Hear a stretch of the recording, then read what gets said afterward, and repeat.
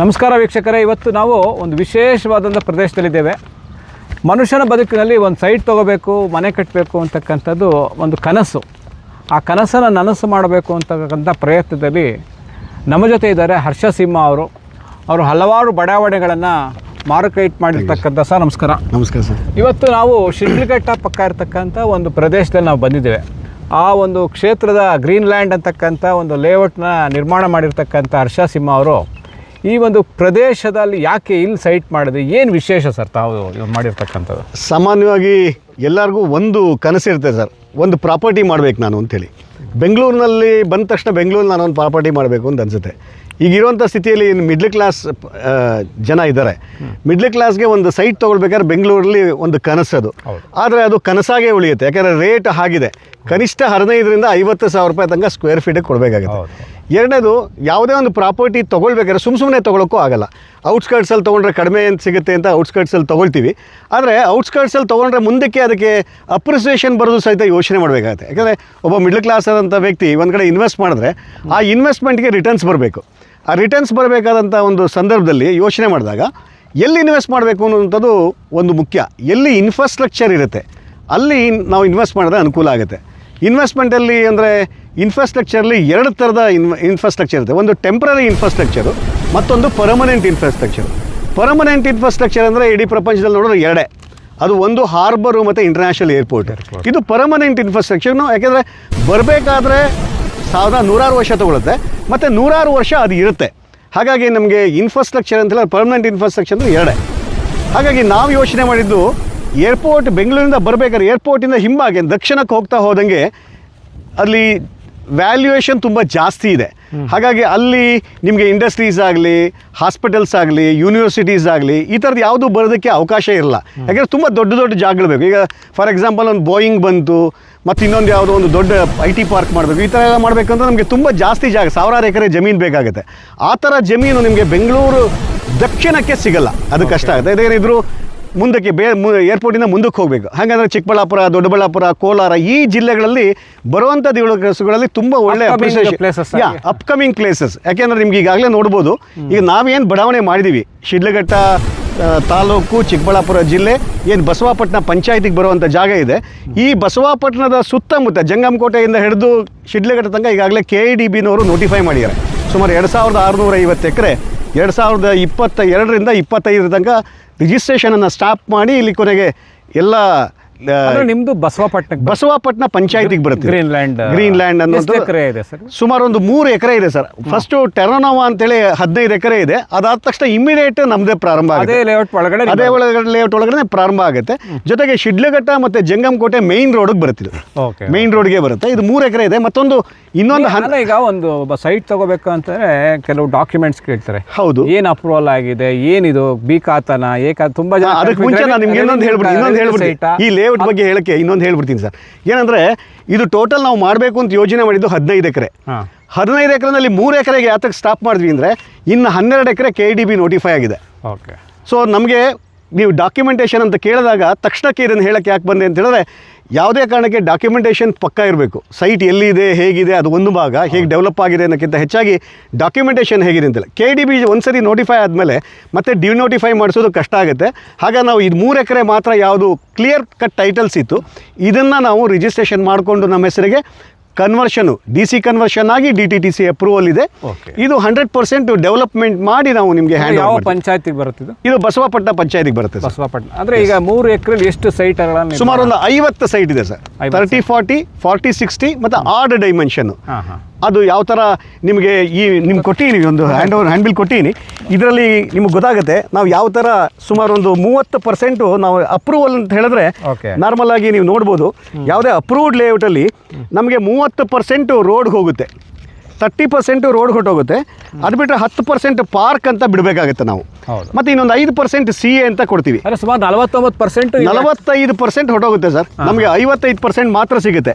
ಸುಮಾರು ನಮಗೆ ಇಲ್ಲಿ 70,000 ಸ್ಕ್ವೇರ್ ಫೀಟ್ ಈಲ್ಡ್ ಸಿಕ್ಕಿದೆ. ಟೋಟಲ್ ಒಂದು 1,20,000 ಚಿಲ್ಲರೆ ಸ್ಕ್ವೇರ್ ಫೀಟಲ್ಲಿ, ಒಂದು 25-26 ಸಾವಿರ ಸ್ಕ್ವೇರ್ ಫೀಟಲ್ಲಿ ನಮಗೆ ಸಿಕ್ಕಿರುವಂಥದ್ದು ಕೇವಲ 70,000 ಸ್ಕ್ವೇರ್ ಫೀಟು ಈಲ್ಡ್. ಎಷ್ಟು ಸೈಟ್ ನಿರ್ಮಾಣ? ಸುಮಾರು 50 ಸೈಟ್ ಇದೆ ಸರ್. 50 ಸೈಟ್ ಅಂದರೆ ಎಲ್ಲ ಡೈಮೆನ್ಷನ್ ಇದೆಯಾ? ಎಲ್ಲ ಡೈಮೆನ್ಷನ್ 30-40 ಅವೈಲೇಬಲ್ 50 ಸೈಟು ಇಲ್ಲ. ಈಗ 25 ಸೈಟು ಕಂಪ್ಲೀಟ್ ಆಗಿದೆ, ಇನ್ನು 25 ಸೈಟ್ ಮಾತ್ರ ಇದೆ ಸರ್. ಓಕೆ, ಅಂದರೆ ಯಾರು ಬೇಗ ಬರ್ತಾರೋ ಅವ್ರಿಗೆ ನಿಮ್ಮ ಹೌದು. ಅಂದರೆ ಏನು ಈಗ ನೀವು ಇಷ್ಟೆಲ್ಲ ಅಂದರೆ ಅಕ್ಕಪಕ್ಕದಲ್ಲಿ ಬೇರೆ ಬೇರೆ ಏನು ಇಂಪಾರ್ಟೆಂಟ್ ಪ್ಲೇಸಸ್ ಇದೆ ನಿಮ್ಮ ಇಲ್ಲಿ? ಇಂಪಾರ್ಟೆಂಟ್ ಪ್ಲೇಸ್ ಅಂದರೆ ಬರುವಂಥ ದಿವಸದಲ್ಲಿ ಬರುವಂಥ KIDB ಏನು KIDB ಏನೋ ಇದಾಗಿದೆ. ಇಲ್ಲಿ ಒಂದು ಇನ್ಫೋಸಿಸ್ನವ್ರದ್ದು ಸಹಿತ ಒಂದು ಪ್ರಾಜೆಕ್ಟ್ ಬರ್ತಾ ಇದೆ. ಜೊತೆಗೆ KIDB ಇಂದ ಸಾಕಷ್ಟು ಇಂಡಸ್ಟ್ರೀಸ್ ಬರೋದಿದೆ. ಅದು ಬಿಟ್ಟರೆ ಶಿಡ್ಲಘಟ್ಟ, ಇಲ್ಲಿಂದ 5 ಕಿಲೋಮೀಟರ್ ಶಿಡ್ಲಘಟ್ಟಕ್ಕೆ ನಿಮಗೆ ಸಿಲ್ಕ್ ಮಾರ್ಕೆಟ್. ಶಿಡ್ಲಘಟ್ಟ ರಾಮನಗರ ಬಿಟ್ಟರೆ ನೆಕ್ಸ್ಟ್ ಸಿಲ್ಕ್ ಮಾರ್ಕೆಟು. ಇಲ್ಲಿಂದ ಚಾಣಕ್ಯ ಯೂನಿವರ್ಸಿಟಿ ಸುಮಾರು ಒಂದು 20 ಕಿಲೋಮೀಟರ್ ಆಗುತ್ತೆ. ಏರ್ಪೋರ್ಟ್ ಇಲ್ಲಿಂದ 30 ಕಿಲೋಮೀಟರ್ ಆಗುತ್ತೆ. ಸೊ ಹಾಗಾಗಿ ಈಗ ನರಸಾಪುರ ಇಂಡಸ್ಟ್ರಿಯಲ್ ಏರಿಯಾ 30 ಕಿಲೋಮೀಟರ್ ಆಗುತ್ತೆ. ವಿಜಯಪುರ ಹತ್ರ ನರಸಾಪುರ ಇಂಡಸ್ಟ್ರಿಯಲ್ ಏರಿಯಾ ಇಲ್ಲಿಂದ 30 ಕಿಲೋಮೀಟರ್. ವೇಮಗಲ್ ಇಂಡಸ್ಟ್ರಿಯಲ್ ಏರಿಯಾನು ಸಹಿತ 30 ಕಿಲೋಮೀಟರ್ ಆಗುತ್ತೆ. ಇಂಡಸ್ಟ್ರಿಯಲ್ ಟೌನ್ ಮಧ್ಯೆ ರೆಸಿಡೆನ್ಷಿಯಲ್ ಟೌನ್. ಹೌದು. ಇಲ್ಲಿಂದ ಹೊಸಕೋಟೆ 30 ಕಿಲೋಮೀಟರ್ ಆಗುತ್ತೆ, ಕೋಲಾರ 30 ಕಿಲೋಮೀಟರ್, ಎಲ್ಲರೂ ಸಹಿತ ಸೆಂಟ್ರಲ್ ಪಾಯಿಂಟಲ್ಲಿ ಇದೆ ಇದು. ಓಕೆ, ಅಂದರೆ ಈಗ ಒಂದು 25 ಸೈಟ್ ಇದೆಯಲ್ಲ, ನಮ್ಮ ವೀಕ್ಷಕರಿಗೆ ಯಾವ ಪ್ರೈಸಲ್ಲಿ ನೀವು ಆಫರ್ ಮಾಡ್ತೀರಾ ಅಂತ? ಸರ್ ಇದು ಆ್ಯಕ್ಚುಲಿ ನಾವು ಸುತ್ತಮುತ್ತ ಏನು ಪ್ರೈಸ್ ಇದೆ ಅನ್ನೋದು ನೀವೇ ವಿಚಾರಿಸ್ಕೊಳ್ಳಿ. ಆದರೆ ನಾವು ಇಲ್ಲಿ 1900 ವಿಚಾರಿಸಕ್ಕೆ ಹೋಗಲ್ಲ, ನೀವೇ ಸುತ್ತಮುತ್ತ ಕನಿಷ್ಠ 2,400 ರೂಪಾಯಿಗೆ ಕೊಡ್ತಾ ಇದ್ದಾರೆ. ಇಲ್ಲಿ ನಾವು ಕೋಟ್ ಮಾಡಿರುವಂಥದ್ದು 1,999 ರೂಪಾಯಿ ಕೋಟ್ ಮಾಡಿದ್ದೀವಿ. ತಕ್ಷಣದಲ್ಲೇ 5 ಸೈಟನ್ನು 1,500 ರೂಪಾಯಿ ಕೊಡ್ತಾ ಇದ್ದೀವಿ ಸರ್. ಸ್ಕ್ವೇರ್ ಫೀಟ್ಗೆ 1,500ಗೆ 5 ಸೈಟ್ ಕೊಡ್ತೀವಿ. ಈ 25 ಸೈಟು ಸಹಿತ ರೇಟ್ ಜಾಸ್ತಿ ಆಗ್ತಾ ಹೋಗುತ್ತೆ. ಮೊದಲ 5 ಸೈಟು ಈಗ 1,500 ರೂಪಾಯಿ ಕೊಡ್ತಾರೆ. ಯಾರು ನಮ್ಮ ವೀಕ್ಷಕರು ಯಾರು ಬರ್ತಾರೋ ಕಾಂಟ್ಯಾಕ್ಟ್ ಮಾಡಿದ್ರೆ 5 ಸೈಟನ್ನು ನೀವು 1,500 ರೂಪಾಯಿ ಕೊಡ್ತೀವಿ. 1,500 ರೂಪಾಯಿ ಕೊಡ್ತೀವಿ. ಓಕೆ. ಮತ್ತೆ ಇನ್ನೇನು ಮುಂದೆ ಏನು ಡೆವಲಪ್ ಮಾಡಬೇಕು? ಸೊ ಇಲ್ಲಿ ನಾವು ಎಲ್ಲರೂ ಮಾಡಿ ಈಗ ಔಟ್ಸ್ಕರ್ಟ್ಸಲ್ಲಿ ಸೈಟ್ ಮಾಡ್ತಾ ಇದೆ. ನಾನು ಓಪನ್ ಆಗಿ ಹೇಳ್ತೀನಿ, ಇದು ಪ್ಯೂರ್ಲಿ ಇನ್ವೆಸ್ಟ್ಮೆಂಟ್ ಪ್ರಾಜೆಕ್ಟು.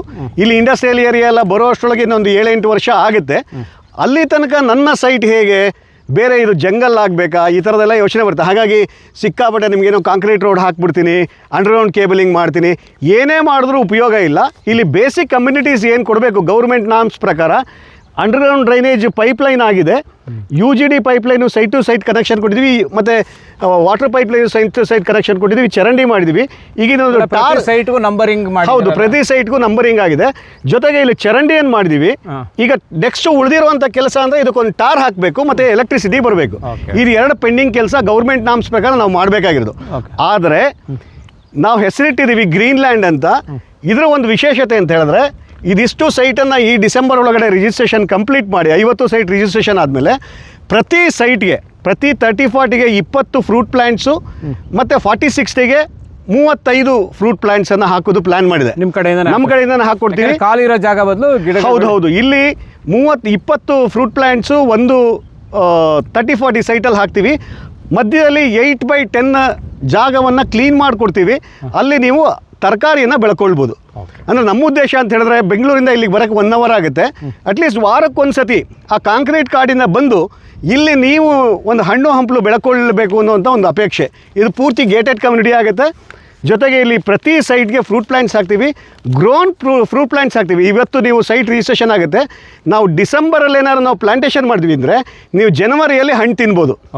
ಸುಮಾರು 6-7 ವರ್ಷ 5-6 ವರ್ಷ ಬೆಳೆದಿರುವಂಥ ಪ್ಲ್ಯಾಂಟ್ಸನ್ನೇ ನಾವಿಲ್ಲಿ ಹಾಕ್ತೀವಿ.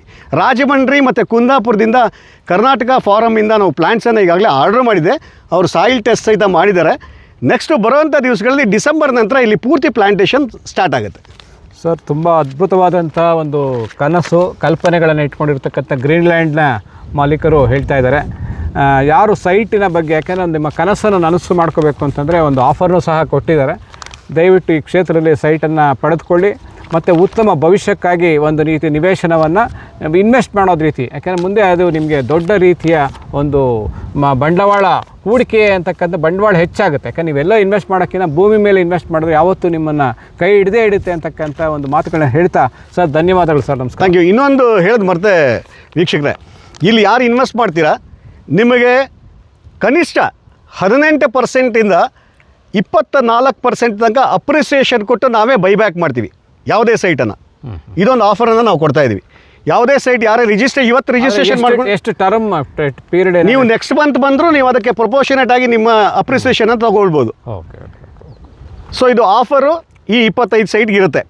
ನೀವು ಎಷ್ಟು ಇನ್ವೆಸ್ಟ್ ಮಾಡ್ತೀರಾ ನಿಮ್ಮ ಇನ್ವೆಸ್ಟ್ಮೆಂಟ್ಗೆ ಕನಿಷ್ಠ 18%, ಮ್ಯಾಕ್ಸಿಮಮ್ 24% ತನಕ ನಾವೇ ಕೊಟ್ಟು ವಾಪಸ್ ತೊಗೊಳ್ತೀವಿ ಸೈಟ್. ಇದೊಂದು ಆಫರ್ ಇದೆ.